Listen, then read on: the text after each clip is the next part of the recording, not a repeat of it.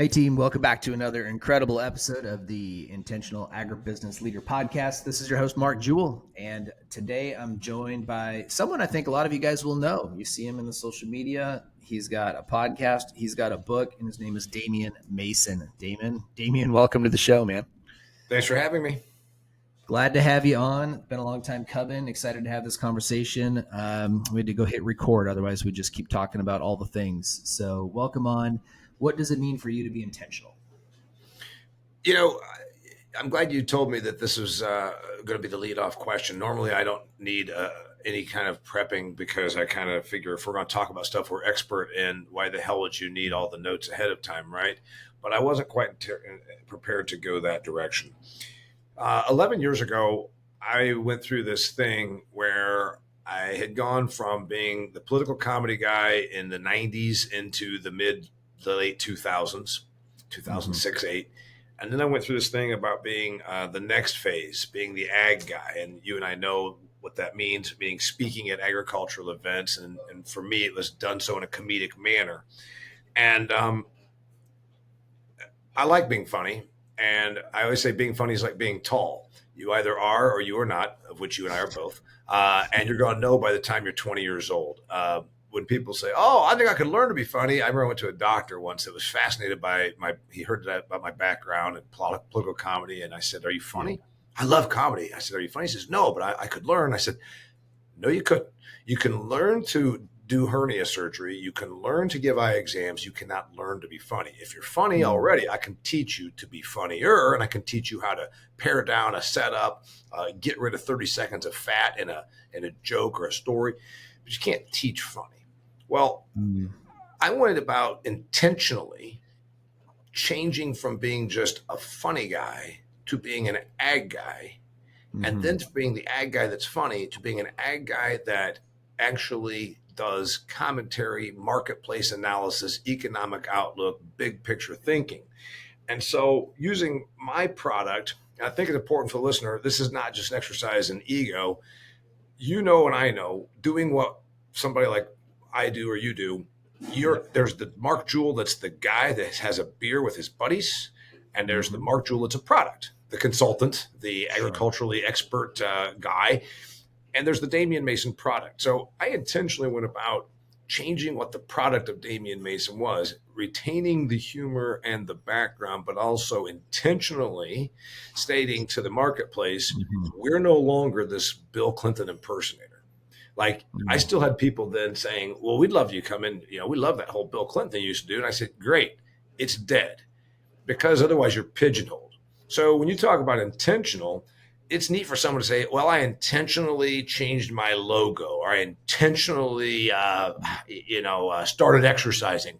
When you intentionally have to change your whole damn business, because the other thing is dying, and the other thing is actually holding you back. It takes tremendous intention, Mark, to say this thing that my product and business used to be absolutely is nothing more than a story at this point, and let's go on. So I'd say that intentional to me was having to realize it's time to bury the old me and my old show and my old act and my old business and my old product, and becoming the next thing. And it does take a tremendous amount of intention, because first off, you're getting rid of something that's comfortable. It's like, oh my God, this is something I always did. You're getting rid of something that's very comfortable. You're killing off something that has literally made you millions of dollars, not in any way being braggadocious here. It's just, it had. And then also wandering out a little bit into a sea of the unknown. Like, I know that thing works.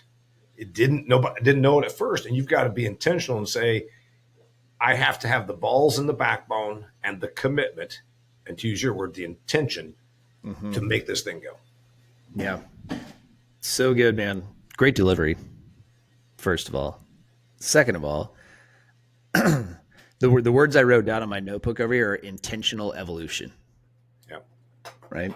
And what it means, like, part of our definition now, after 160 interviews to do this show in the last year and a half, is one of the core pillars of intention is to be deliberate, right? You meant to do it, right? You decided, whatever, for whatever reason, there was You had to make a choice and decided to evolve the brand, evolve the character, evolve the career, et cetera. So that's super, super interesting. I love it. Mark, let me just Yeah. hop in on that and just let's point out here. Obviously, Mm-hmm. the people that are listening to this, the people that are your client base, we Yeah. got intelligent, business-minded people that generally work in agriculture that listen to you or to me, and we're grateful for that. And they're the kind of people that also probably are a little more successful than average. Okay, Yeah. and there's going to be somebody, some dipshit at the bar that's judging is going to say, "Oh, they're lucky." And there's a real thing there about when many people you realize life decisions have been made completely devoid of intention. Mm-hmm. Of course, they think that most success was derived from sheer luck, not Yeah, that's true. realizing that the people that are listening to you and I right now, there was maybe a fortunate thing here and there, but there's also probably setbacks like you and I both experienced running our Right. own business. The Correct. thing is, it is intention that you say, I am intentionally going to create this thing. I am Mm-hmm. intentionally going to do this thing. And intention, let's face it, then and in discipline walk down the same aisle together. It's like for you to be intentional, you can think about intentional. You can Mm-hmm. think about, by God, here's exactly what we're going to do. We're going to be very deliberate about this. We're going to be very laser focused. But it's the discipline that carries it through. Couldn't agree more. It's actually the second D in our definition of, Yeah, of yeah, intentions. It has to be disciplined, right? You got to carry it through once you make the decision. I want to go back to this though. So what was it for you? And I think this is going to provide a lot of input into where I want to go with this today. Uh, why did you evolve? Why did you go from political commentary to ag speaker to ag commentary? Like, what was like? There had it sounds like there was an intentional decision all along the path there. So sure. what? Well, you What? know what? Necessity is the mother of invention. Political comedy, where your act involves you dressing up as Bill Clinton and performing in a persona, it's a Mm-hmm. neat. It's a neat. Basically, imagine a Saturday Night Live sketch turned into a 40-minute sketch. That's what the show used to be. And the Sure. material can change. If you tuned into Saturday Night Live, it might still be Chevy. And I know I'm dating myself, but name it, whoever you watched on Saturday Night Live, which I don't anymore. I haven't for 30 years. But imagine the the character and the sketch, the jokes change because of whatever happened in the news that week. But Mm-hmm. also, the characters have to change because it's a point in time. So there was no question that the political comedy thing for me was going to have a shelf life. Then it just came Sure. time to, like I said, to really kind of kill it off. And you say, well, wasn't it dying on its own? It was the darndest thing. It was dying the slowest death you can ever imagine because I resurrected it a couple of times. Bill Clinton, Mm-hmm. like his very own herpes, was the gift that just kept on giving. Mark, I mean, it just kept coming back and back. Yeah. Then Hillary's running for office, and then Bill Clinton's got the Clinton Foundation. And the problem also is we had created such a good fan base. You Mm-hmm. and I both know go and do 40 corporate gigs a year. It sounds like a lot, and it is a lot, but Mm-hmm. that means you need 40 fans. And so Yeah. you've got one guy that has 3 association meetings a year. They still kind of wanted you. So it became where the thing for me was this is dying a slow death. And I'm starting to look like, when the athletes you and I respect are the ones that kind of they don't go out exactly on top. Like they're like, Mm-hmm. hey, I'm smart enough to know I had a pretty good season. I'm not quite as good as I was 3 years ago. Mm-hmm. I don't. My knees hurt. I'm going to hang it up. That's how I looked at it. Let's not go out to where you know. Jimmy Buffett has a big point about. He talked about intention. He Mm-hmm. intentionally worked still into his 70s, and in one of his books, he said, "They said why are you working so hard? Now you're worth $100 and some million." He said, "I remember when I was coming up, and I was playing at the Holodome in Lebanon, Indiana, or some such thing, and I Mm-hmm. was, the warm up act." And then there's another act there that was basically getting paid the same as me, and it had been a big time music act, and they're Yeah. playing this thing. He said, "I never wanted the humiliation of coming back down from that Yep. level." And I went through a little bit. You talk about forcing you to get intentional. do you want the humiliation factor of, yeah, I rode this thing until I was doing political comedy gigs in somebody's kitchen for $50 and a six pack, which is how you start out, and you start out Right. doing all of those. And by golly, when you Exactly. realize I don't want to go back to where I started from, that forces your intentional evolution, or it should. Yeah. Yep. Yep. I love it. So yeah. Yeah. Okay. So now let's just hyperleap a little bit over here and equate this over to the ag industry, because I think the parallel's the same. Yep. We're literally living through this whole. I've had today, by the way, has been a great day. Like I batch record these. I'll do 3 or 4 of these in one day. You're the third Yep. one today. So I had Nick McCarty, who's the new CEO of CVA in Nebraska, and Lacey Seibert, who's the head of go-to-market for Bushel, and you. So I've got this. I'm sitting in this wonderful chair where I get this incredible like string of leaders and minds and thoughts and thought leadership and whatever. You gave me third. You gave me third. Talk about intentional, because you said don't lead off with Mason. He'll bring the energy level up too much, and I go to these other people. I couldn't handle it. I couldn't handle it. No, couldn't. I don't know how to carry it for that long. No, but it's just been an interesting observation as I go through the day. Long story short, I mean the ag industry is going through that right now. We're just living through this massive shift, and I don't know how many people really see it, but I certainly see it. The question that I think lines up with what you're talking about here, the parallel to me, is I think we sort of have lost our North Star for the industry, and we're in danger of being the one who was once at the top now playing the Holodome in Lebanon. Exactly. That's what it seems like to me. And let me justify that just a little bit, and then I'll let you have it back. So when I came up through the FFA, wearing the blue and gold, wearing the corduroy jacket, 1996 to 2000, that was my time frame. State FFA officer, the whole pedigree, all of that. The sales pitch of the ag industry was feeding the world, right? I can remember the logo that goes along with all this, and everybody was talking about it. And it's like, man, that was the whole thing. Like we were recruiting kids to come into FFA. In fact, one of my first jobs out of the University of Minnesota was at the Academy for Sciences and Agriculture, which is an agricultural high school in the Twin Cities. That my job was to recruit city kids to come to an ag school. And I would talk about all the opportunities that were going to be available for them if they just wanted to go check it all out. And some of them did. But the point is, that was the sales pitch back then. And we're doing such a damn good job now of feeding the world that we're creating markets so that we have places to go with the grain that we produce and some of these things. And some of this is artificial. I don't want to get too far into that, but the biggest problem that we have is food waste. Honestly, it's distribution. If people are hungry, it's because we're allocating it poorly in some cases. So that's it seems to me, this whole feeding the world thing, the thing that signed my generation up to want to go in ag. By the way, non-traditional ag kid. I grew up on a leach farm. Okay. So I had to come in and learn everything. I've got my ag ed degree from the University of Minnesota, but all my agronomy and livestock and industry knowledge is all earned in the last 25 years, since I started, university. So that was the sales pitch then.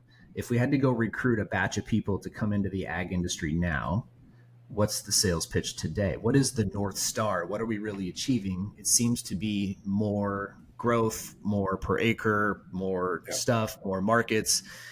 And I question how long that's sustainable. Old habits die hard. Old slogans die hard. Let's just go through here. Yeah. This is not an overtly political show. It's not an overtly political statement, but let's just talk about this. There is still branding. There's branding that exists, that the Democrat Party is the party for the working union man.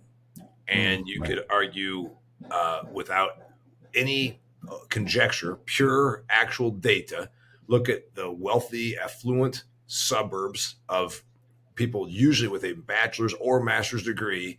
You're talking 80+% Democrat. Yet the branding, or at least the ideal, is still there, that it's the party for the uneducated and the working class, all that. Okay, So, and you're talking about as ideology. I get that, but let's just go into the farming and agricultural thing.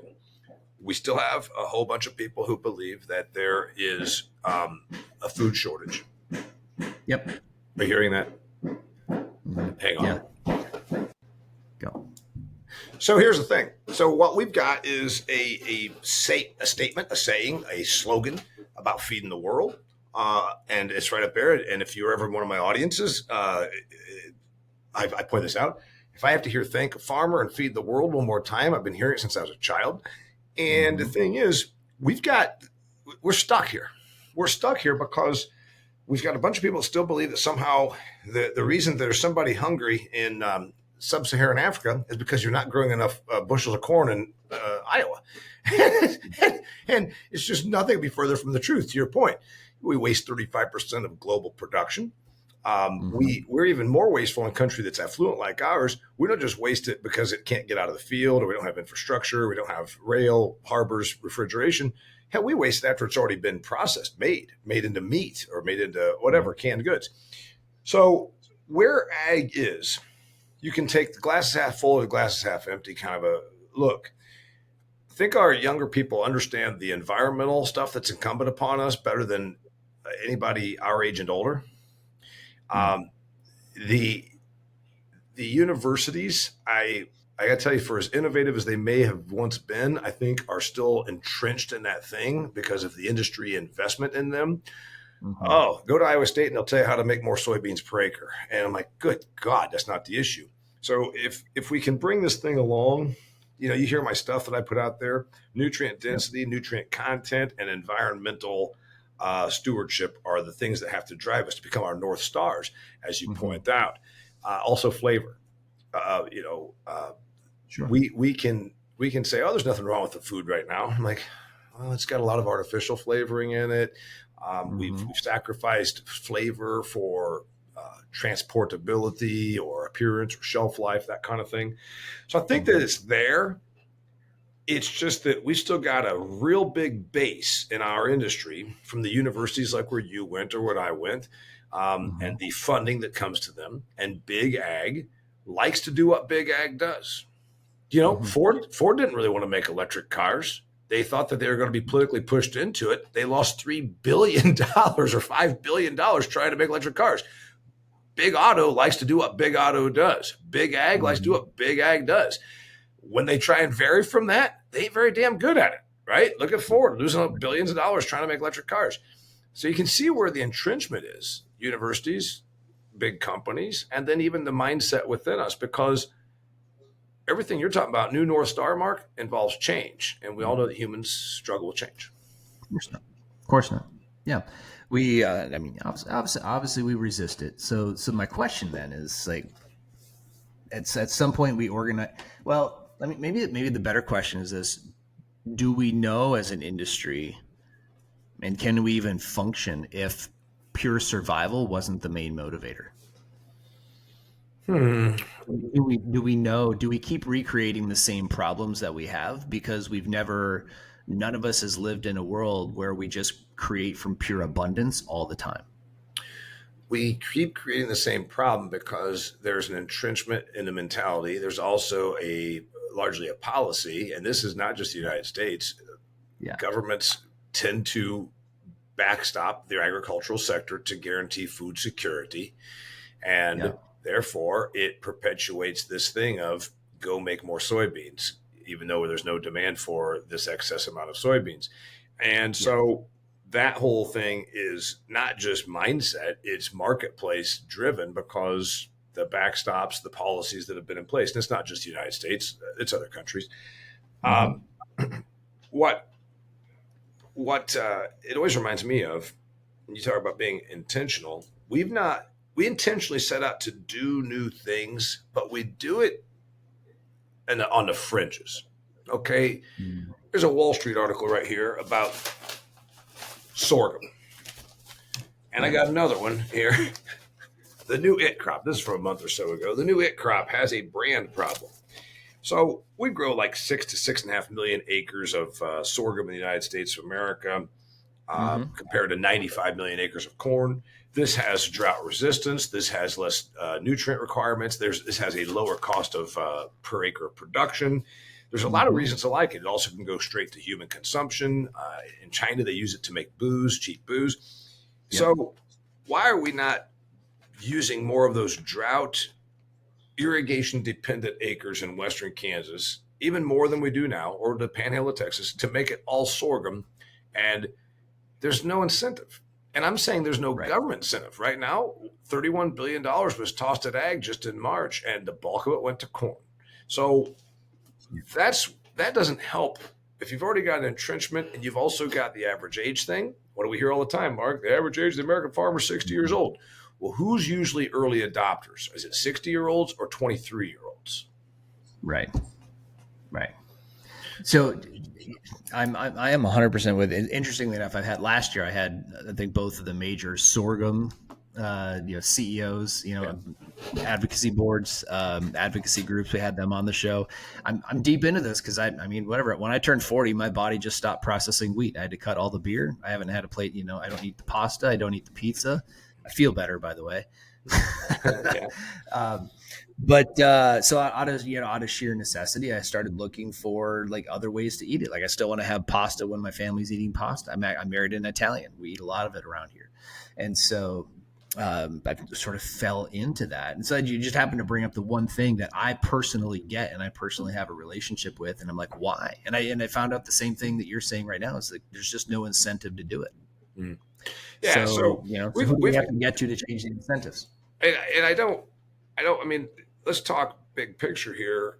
We shouldn't be just as policy driven, but that's commodity mindset and policy and regulation walk down the same aisle together, just to talk that same concept again. Yep. Okay, we went through the banking crisis, right? 08 to 012, let's call it roughly 013. And trust me, the four big banks, they didn't have any problem with having more regulation. They just built it into their business system and say, oh, perfect. This regulation also guarantees that we are incumbents and we will be, by default, the four big banks that, in fact, are too big to fail, which means the government's always going to backstop you. Yeah. You got to wonder if we're kind of having that same mindset in production agriculture. We're going to just keep doing the same thing we've always done. And as long as we then just walk down the same aisle in lockstep with government policy that perpetuates corn and soy and those kinds of things, and it's been good for us generally, but also we've had too much corn and soy for since the 80s. And we're dreaming up ways to get rid of it with everything from government cheese to ethanol. We've burned through the commodities we were in excess of. So you can kind of see it. It's not just us. Big banks kind of did the same thing. Hey, if that's what the regulation, the policy is going to be, we'll just go right along with it. And it works for them. And that's unfortunately where some of our mindset is. Yeah, I agree. I think we could have prevented Maha. Yeah.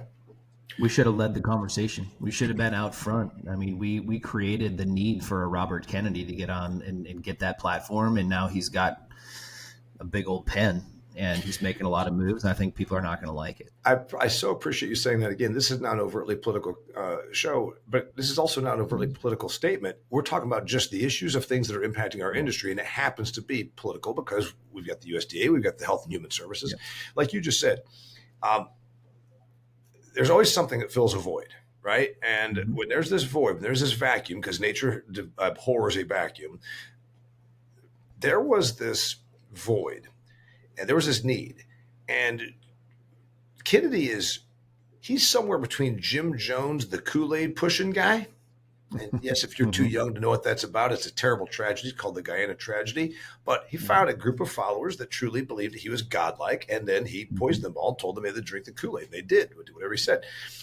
There's elements of that with that Kennedy following, the Maha following. There's also elements of the Maha following that are people like you, your wife, me, my wife, that say, you know what, I go to Walmart, and I'm almost disgusted to walk around in there because a 475-pounder on an electric scooter almost ran me over, and under cart was nothing but Pop-Tarts and soda pop.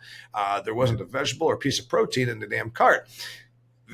Like you said, the situation invented the Maha, And some of them are radical, but some of them are just folks like you and I. It's like, you know what? Like my friends that aren't ag guys call me up, guys I went to Purdue with, and they say, hey, you know what? Is this my thing got movement? Because I really got to tell you, I got no problem if there's less herbicides, if there's less food dyes, and if my tax dollars aren't paying for sugary junk food and pop for welfare recipients. And I'm like, I agree. I agree. And what did we do, by the way? We've always loved the food stamp program. We didn't really care what they bought. We just knew that we were selling calories. And by golly, in agriculture, give those people food stamps, they'll buy calories. We don't care what kind of calories. Sure, sugar, corn syrup, bleached flour products. What the hell? We don't care. Yeah, absolutely. We in our Thriving Leader program, one of the least popular things that we do is we put a 6 a.m. kickboxing workout on their calendar the day of, the morning of day one. So when you get signed up for Thriving Leader, and we've had over, just counted them up over the last decade, we have over 3,000 people go through this. We're about to run the 150th Thriving Leader in Sioux Falls on the 17th or 19th of August this year. And they will be in a kickboxing workout at 6 o'clock in the morning. Yeah. By the way, I think that it's kind of like the boot camp thing. They make the new recruits show up at boot camp like at 6 in the morning, and that way it just messes them up from the very beginning. That's what you're doing. The very beginning. We don't allow. I don't allow soda. I don't allow donuts or pop, depending what part of the country you're from. Like we just in the classroom, we don't do any of that stuff.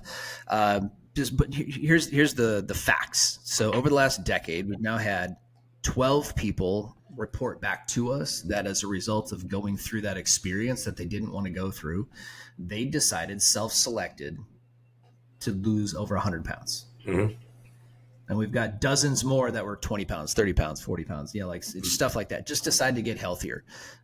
We give them a water bottle. We talk about the importance of drinking water, right? As an example, like while they're at the Thriving Leader. By the way, this is an ag company only leadership training program. That's the focus of it, right? But we're just trying to, our whole shtick, if you will, with the Thriving Leader is if you show up as the next best version of yourself, the business results will come with it.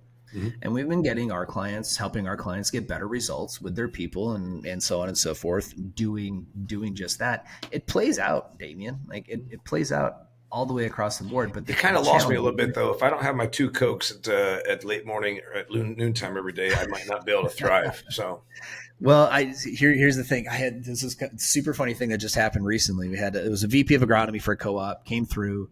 And he was giving me a hard time. He's like, there's no donuts, there's no soda. I'm like, no, but you had plenty to eat, didn't you? And we just had healthy options only. We had plenty of water, we had plenty of coffee. You can go put cream in your coffee if you want to, right? I mean, we had all the things. We get through the 2 months, 3 months post doing this training, and we get a report back from some other folks that surround this guy, and they're like, hey, this guy's a lot nicer.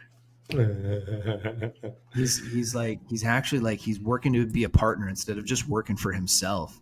And Damian, it all started with just creating the experience, right, within which he could experience 2 days of not eating crap and actually doing a workout. And so what this my point with all this is in saying, like, I don't know where it comes from, but we got to get better. And I do know where it comes from. I think we drive it through the corporations. We drive it through the big ag companies, and Bayer and Corteva and BASF and FMC and et cetera should be leading the charge. And we can work with small to mid-size all the way through retail. But we should be driving this message throughout the industry so that the change becomes inside out. This is if the challenge is, so you and I have talked a lot about the challenges in the industry right now, but what's the solution? The solution is multifaceted. First off, reversing our commodity mindset. We still, as an industry, are convinced that all that matters is how cheap something is. And what's interesting to me is you'll have ag people, farm people, because they tend to be cheap themselves.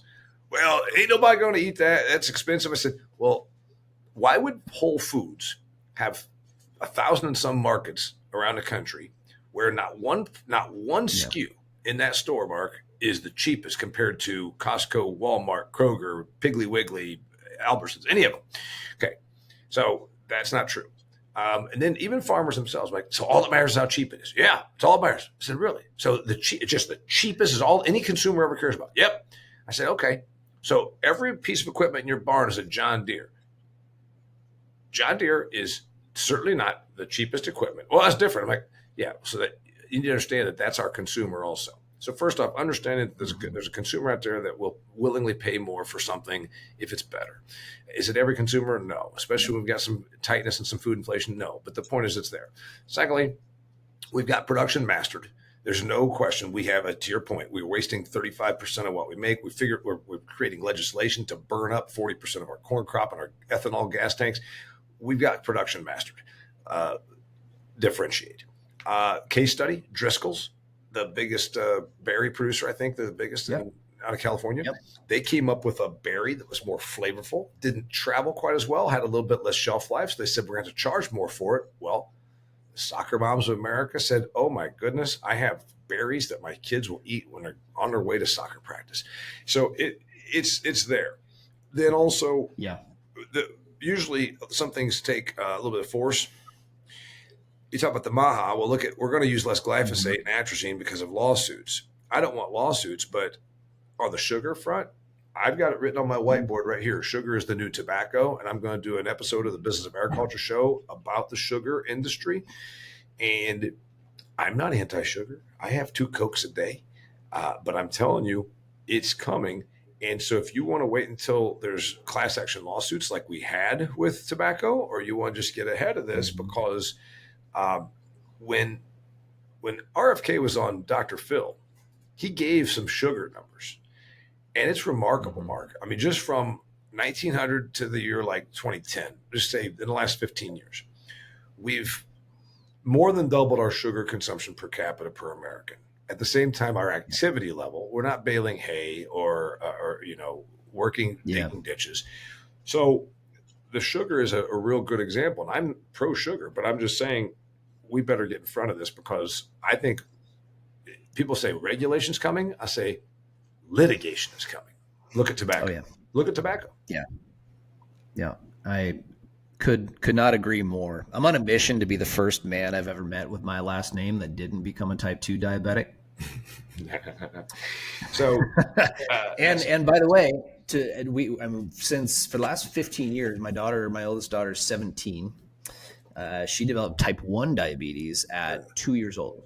Okay. So she'd been on an insulin pump and all that stuff, insulin dependent, obviously. So, which is very, very different than type 2. This is a non-optional diabetes. Okay. Yep.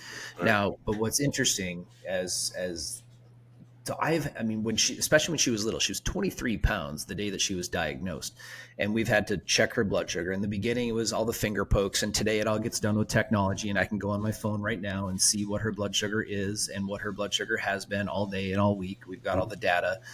But man, I can just watch. I have watched the very specific things that we give her, what we put into her body. And I can see when she eats pasta, what does that blood sugar spike look like? When she eats, if she has a can of Coke, what does the blood sugar spike look like? If she has a glass of milk, what does the blood sugar spike look like? You can see it and track it. So I've been watching this just objectively over the last 15 years. But within 3 years, I completely changed my diet, because I said, if that's happening in her body, and we can observe it because of the 20-minute delay that it takes insulin to get into her system once we give it to her after she eats, that's also happening in my body.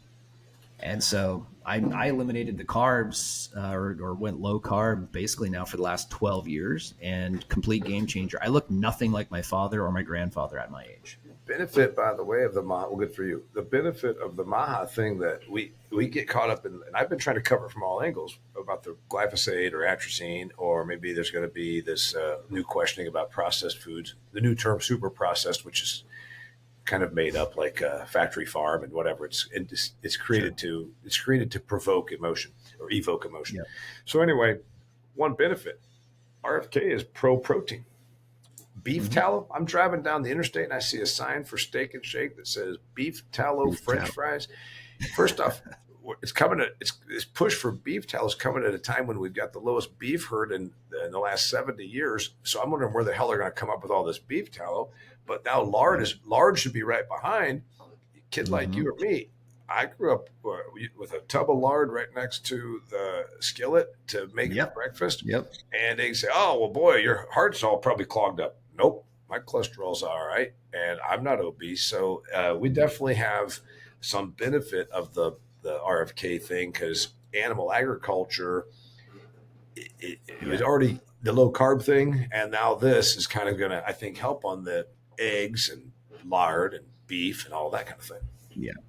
Yeah, I think the industry will adjust over time. I think the question is just going to be like, how violent do you want it to be? How hard do you want it to be? How much? How forced do you want it to become? And and I don't mean to be defeatist in saying that. I just think the fighting, the telling the ag story, unfortunately, right now seems to be in an echo chamber where we keep defending ourselves against ourselves, and it's not getting to the general pop. No, and the other part of it is, we've got policies that tend to perpetuate what we do. And I get it. You don't want there to be a bloodbath out here, like 1981 all over again. But as long as those policies perpetuate this, then the change happens even more slowly. You and I both see some real benefit. If we lose some of these herbicides, I heard the same thing when antibiotics were being restricted 15 years ago in pork. Oh my gosh, pork, we won't be able to make pigs. Pork prices are going to double.